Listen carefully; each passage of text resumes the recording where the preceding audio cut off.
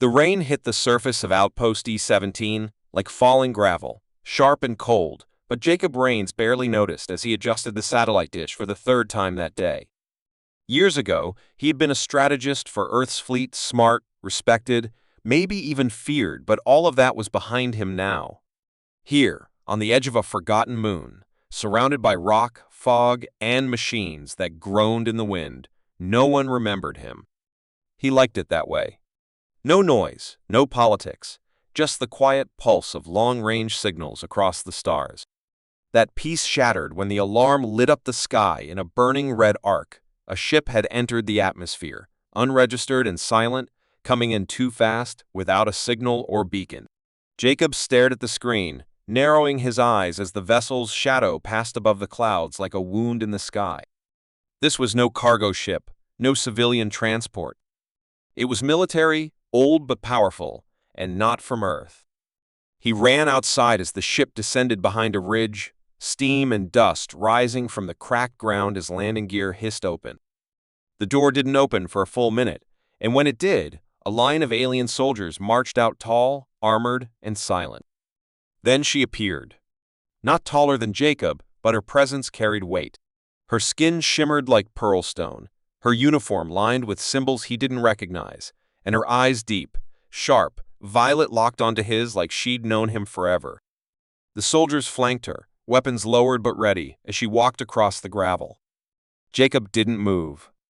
Something in the way she walked, how the wind parted around her, made his breath slow. She stopped a meter from him, tilted her head, and spoke in near-perfect Earth standard. "You are Jacob Rains." He answered carefully. "Used to be."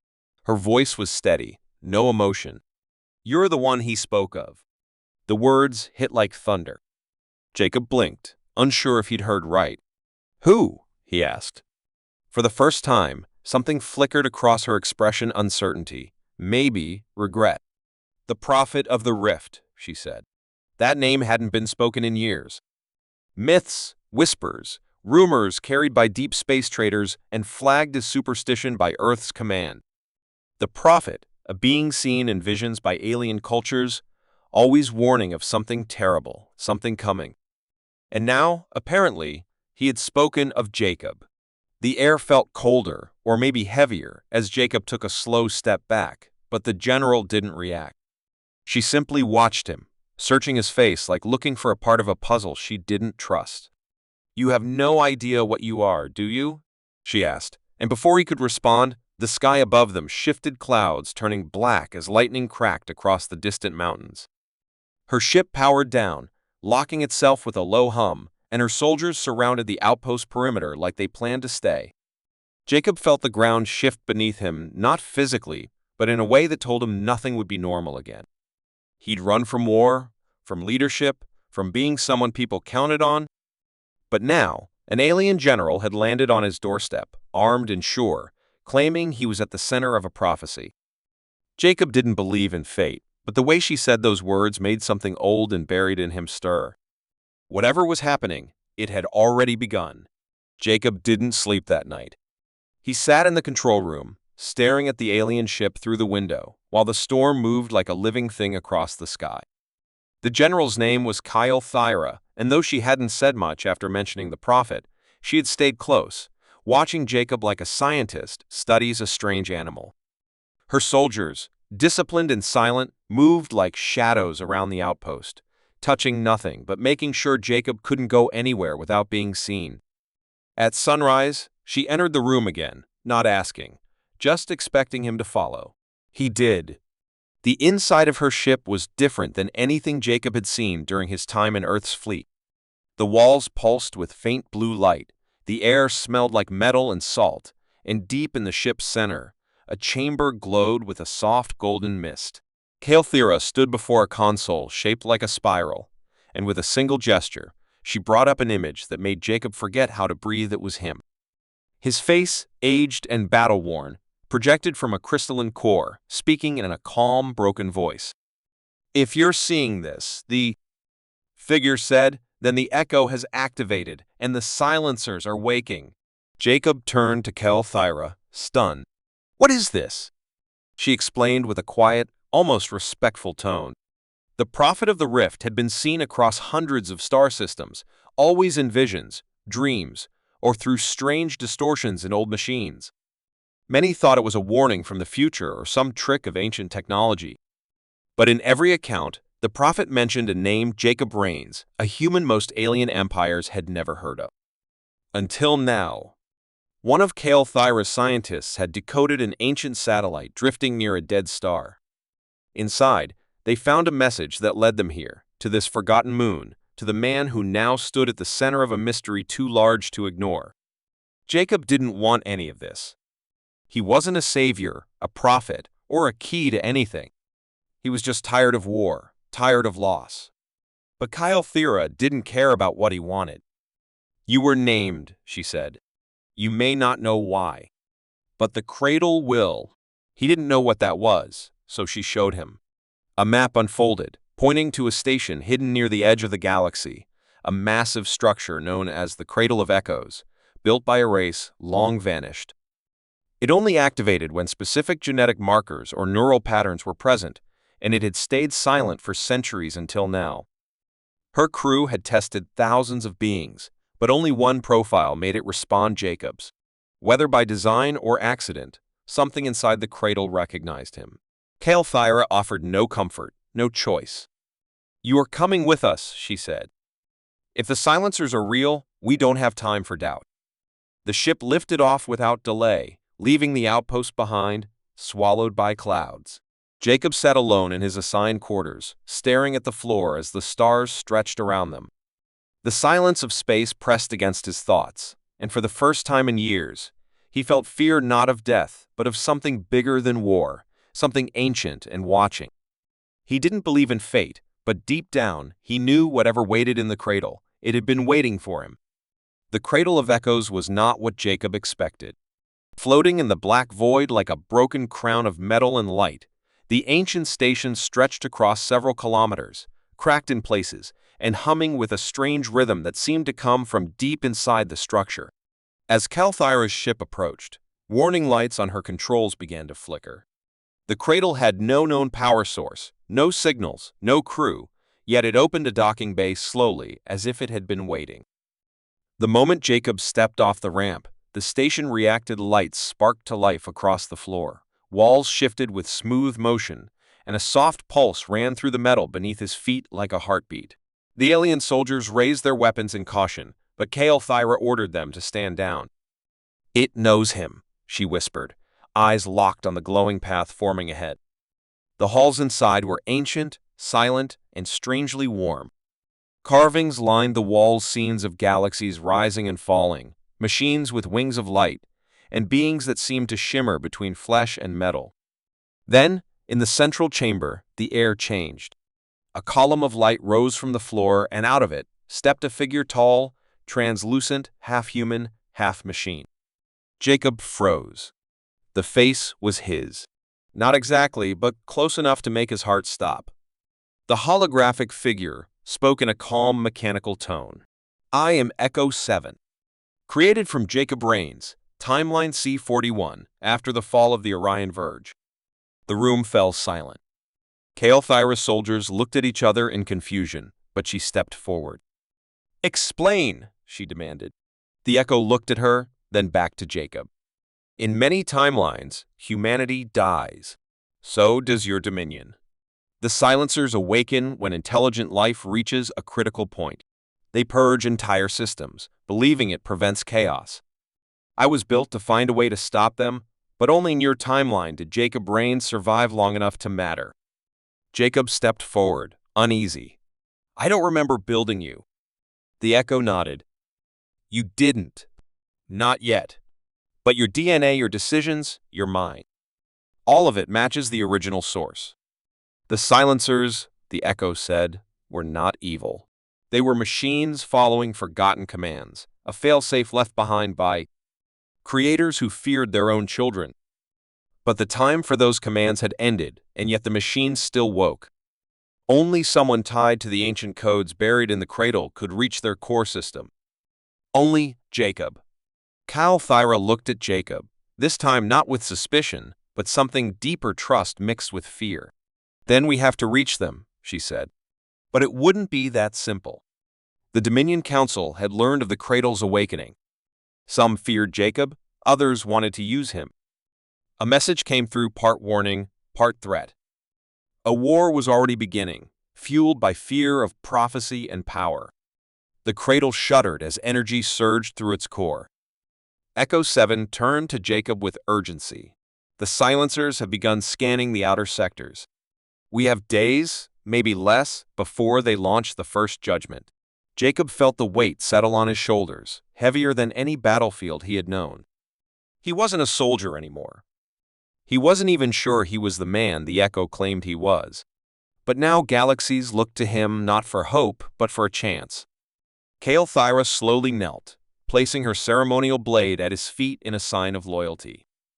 "If I must defy the Dominion to save it," she said softly, "then I follow you." The lights of the Cradle brightened, as if responding to her words. Jacob looked down at her, then at the reflection of his own face in the shining metal. The future was uncertain. But something inside him, buried in quiet all this time, began to stir, not fear, not confusion, resolve. Jacob had never led aliens before.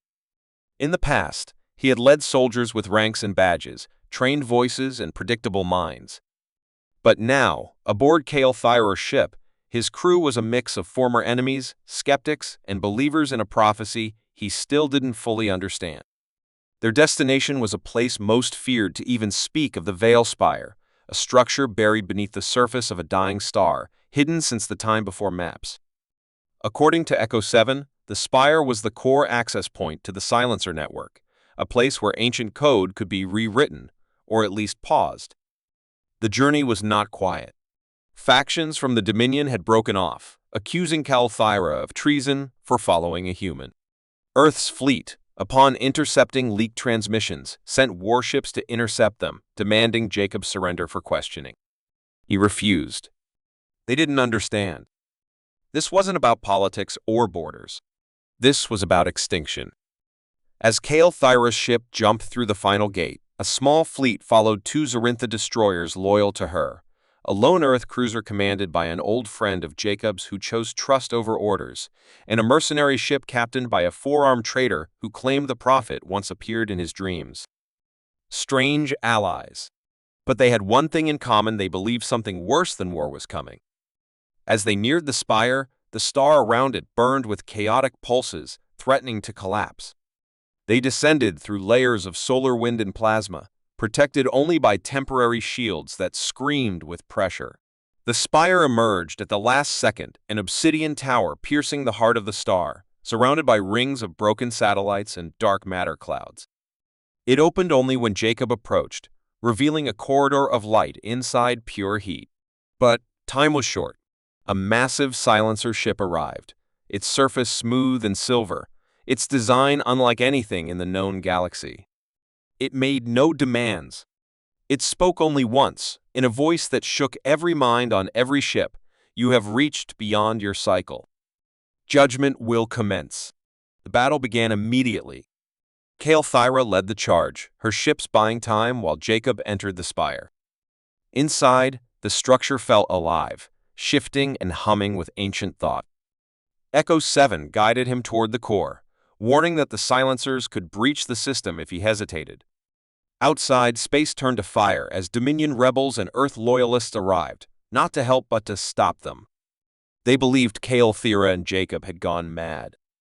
The sky tore apart with weapons fire, ships vanishing into flame and silence.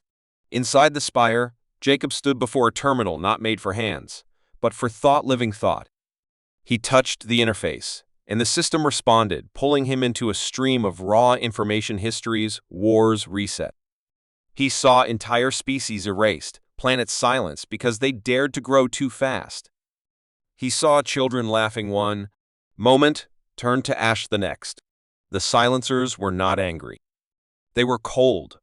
They believed survival was imbalance. Intelligence was infection. They had no hate, only function. And now they had judged again. In the middle of it all, as the system prepared to lock him out, Jacob saw something: his name, written not in words, but in code, buried in the source as a possible exception. Someone had written him in. Not Kael'thira, not Echo 7, someone older, unknown. He focused on that fragment, forced the system to accept his thoughts as command. Outside, the silencer ship powered its main weapon. Kael'thira's ship was struck, fire spilling through the side, but she didn't retreat. "He's still in there," she growled. "Hold the line." Inside, Jacob pushed through pain, through memory, through fear. The system fought back, showed him failures, showed him all the times humans destroyed more than they saved. But he didn't flinch. "We learn," he whispered. "We fall, we rise, but we learn. That's enough." The system paused. Just a second. But enough. And in that moment, the silencer ship stopped moving. All across the battlefield, every silencer paused, frozen in place. The war stopped mid-breath. Jacob collapsed to his knees, the interface flickering around him, and the system spoke one final sentence: input received. Cycle delay initiated. The silencers withdrew into deep space, retreating like shadows from light. The sky quieted. The veil spire dimmed, and Jacob, bruised and shaking, stepped out into a world still burning but no longer ending. They called it peace, but Jacob knew better. What followed the silencer's retreat wasn't quiet. It was confusion, fear, and 1,000 questions with no answers. The Dominion blamed the collapse of their war fleet on Kael'thira's rebellion. Earth Command demanded Jacob face trial for unauthorized contact with alien factions.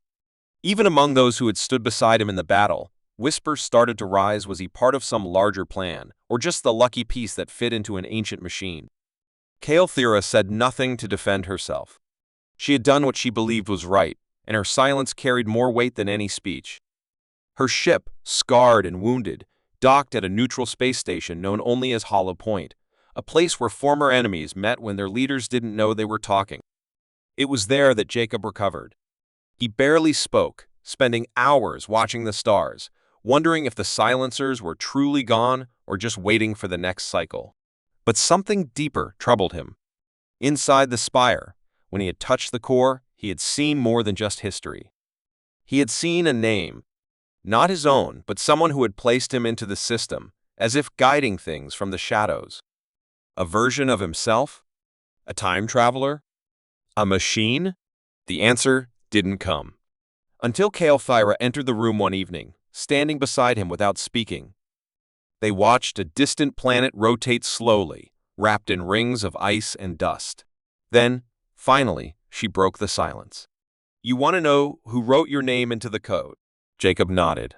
She turned toward him, eyes calm. It wasn't a god. It wasn't a hero. It was someone who watched too many people die and decided to try one last time. He looked at her, surprised. "You're saying it was me?" She shook her head slightly. "Not this version of you." "But yes, he spoke of you. A man on a dying ship near the edge of the rift. He uploaded something into a forgotten relay, something only the Cradle would understand. A map. A name. Yours?" Jacob didn't know what to say. The weight of being chosen by himself, or some version of him, was both terrifying and humbling. All his life, he had run from responsibility. Now he was the reason life had a second chance. Kael'thira placed something in his hand. A thin metal plate, smooth and cold. "It's yours," she said. "The prophet's mark." Every culture that saw him described the same shape. Now we know why. Jacob turned it over, and his own fingerprint was etched into its surface. Identical. Proof that across timelines, across choices, some part of him had always been trying to stop the silence. As words spread across systems, as fleets stood down and talks began between species long divided, one phrase kept appearing in coded messages, whispered in war rooms and taverns alike: "He's the one the prophet spoke of." Jacob didn't feel like a prophet. He didn't feel like a hero. But when he looked at the stars now, he didn't feel alone either. He had Kael'thira at his side. He had a story that had somehow bent time to find him. And he had one last mission. Not to fight, not to destroy, but to prepare. Because peace, he knew, was not the end. It was a breath before the next question, and whatever came after the silence, he would be ready.